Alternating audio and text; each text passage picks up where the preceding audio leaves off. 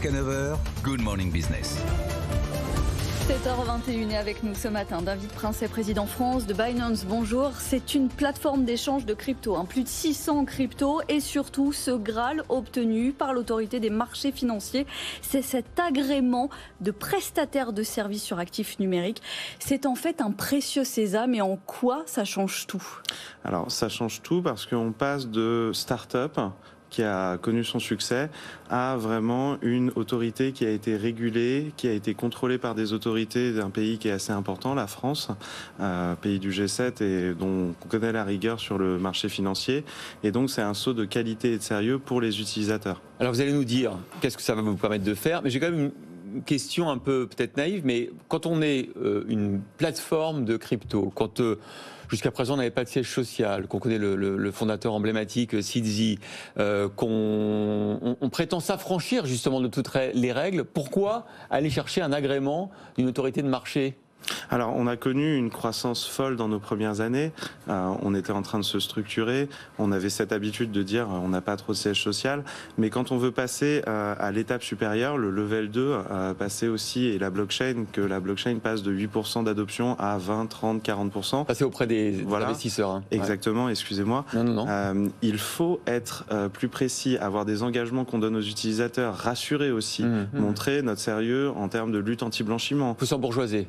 Non, pas vraiment. Il faut commencer à avoir des vraies méthodes pour garantir la sécurité des utilisateurs, garantir les processus financiers et que ce soit labellisé, qu'il y ait un vrai saut. Vous allez nous dire en quoi ça consiste et qu'est-ce que vous allez pouvoir faire différemment maintenant, mais aussi il y avait une trentaine d'acteurs avec cet agrément. Vous êtes peut-être le premier de cette envergure. Est-ce que vous sentez que vous avez ouvert une brèche? Oui, et c'est le rôle de Binance, si vous voulez. On est un des leaders de la blockchain et de loin, comparé à nos concurrents, le deuxième a 10 fois moins de parts de marché que nous. Et quand on est leader, on a cette responsabilité d'ouvrir la voie pour les autres. Et d'ailleurs, la plupart des acteurs de l'écosystème, dans ces 30 qui sont enregistrés, utilisent déjà nos produits et les proposent aux utilisateurs indirectement pour certains. C'est un peu la jungle, hein, ce marché. Je crois que c'est ce que nous disent les auditeurs et téléspectateurs. Ils ont envie de faire de la crypto, ils savent pas où aller. Il y a plein de plateformes de trading, donc des petites qui sont souvent agréées, des grosses qui ne le sont pas, mais qui sont sérieuses parce qu'elles sont présentes à l'international.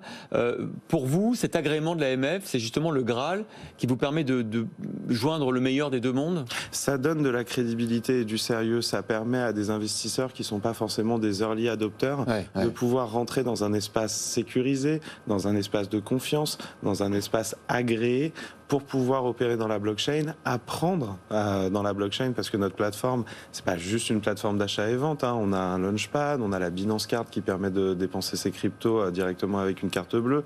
Donc ça permet aux utilisateurs de rentrer dans un espace sécurisé. Il y a un enjeu aussi de compétitivité de l'Europe. Vous dites souvent chez Binance, on pense que l'Europe peut devenir le centre mondial des cryptos. Pourquoi vous dites ça? Parce que c'est ma conviction et c'est la conviction de toute une équipe et c'est pour ça qu'on a travaillé avec autant d'acharnement.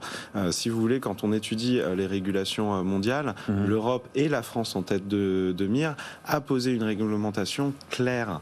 La France a été le premier avec la loi Pacte à poser ce PSAN et l'AMF a vraiment joué le jeu, et justement audité les plateformes et a été l'une des premières à être aussi vivace. Quand on voit le carrefour d'un groupe de talents aussi important qui est en France, qu'on voit aussi que on a une réglementation claire et efficace et qu'en plus le marché se porte bien, on a une vraie opportunité et dans ces cas-là, il faut y aller de toutes ses forces, il ne faut pas être timide. Et l'opportunité avec l'agrément, en deux mots, c'est l'éducation et le marketing, c'est ce que ça va permettre? Voilà, notre prochaine étape, alors nous pouvons faire du marketing maintenant, notre prochaine étape, c'est vraiment de centrer tout ça sur l'éducation. Il faut absolument, moi j'ai la conviction certaine que savoir utiliser la blockchain et par extension savoir utiliser des plateformes comme Binance va devenir un prochain métier dans les prochaines années. Pour ça, il va falloir l'apprendre, il va falloir apprendre ces technologies et c'est notre mission en tant que leader d'apporter ce socle de connaissances. Vous avez vu ce que disent certains économistes ou certains investisseurs, Warren Buffett qui dit c'est pas un actif, ça rapporte rien, il y a pas de rendement.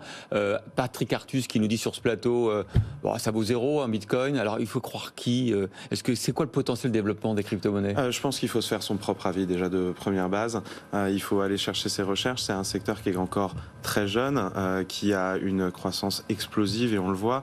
Bon, je pense que toutes ces analyses qui ont été faites par ces experts ont été plutôt déjouées ces 10 dernières années. Je ne les vois pas se surjouer. Goldman Sachs a déjà prédit et avait déjà dit que le Bitcoin était l'un des actifs les plus prometteurs et que ces 10 dernières années, c'était le meilleur actif.